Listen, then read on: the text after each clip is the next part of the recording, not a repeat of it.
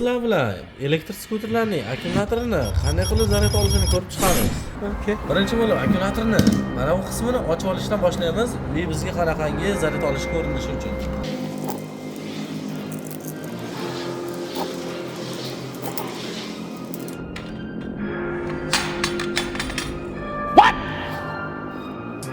What the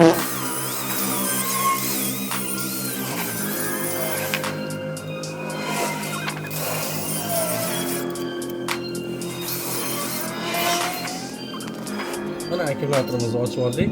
Akkumulyatorimizni mana bunday ko'rinishda chiqdi. Buni tashlab olamiz. Mana qaranglar.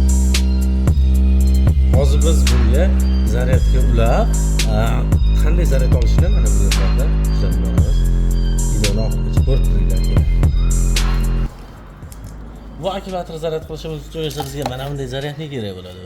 Bu zaryadni kimga kerak bo'lsa, akalar Telegram kanalimizga o'tib, shu zaryadniki zakaz berib, o'zlaring olishingiz mumkin. Akalar, bu har qanday 12 voltli akkumulyator zaryad qiladi va qayta uyg'otishi ham mumkin. Qarang akalar, zaryadga ulaymiz. 1 2 3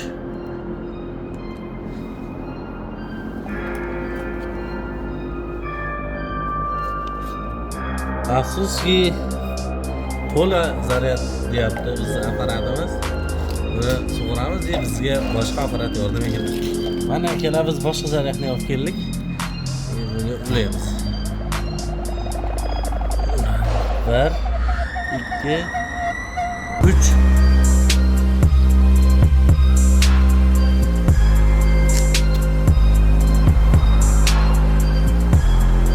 Ko'ramiz nima bo'larkan, nima o'zgaryapti.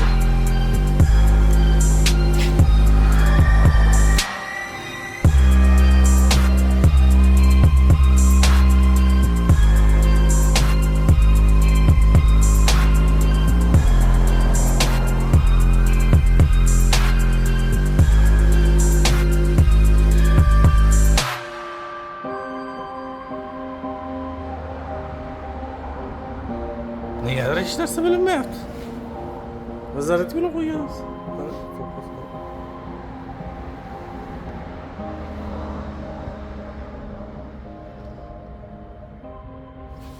Negadir hech narsa bilinmayapti.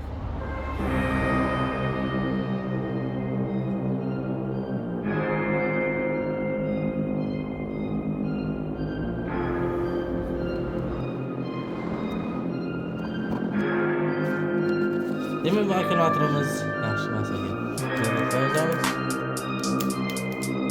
Biz endi bu akkumulyatorimizni qarshilik berib qo'yamiz.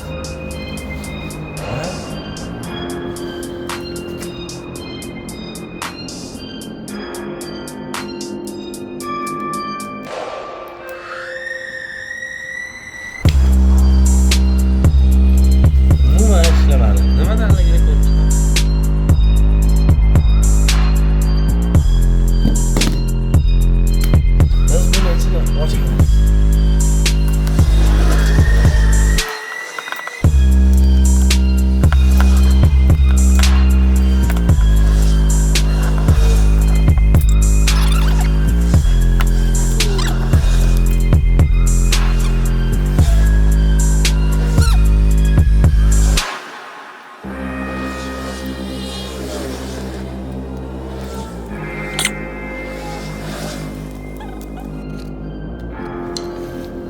Xullas, bu akkumulyatordan hech narsa topa olmadik va hech narsa qila olmadik. Demak, bu akkumulyatorlar faqat bir martalik bo'ladi ekan. Shuning uchun videoga shuncha mehnatimizni videoga bitta like bosib, obuna bo'lib, do'stlarga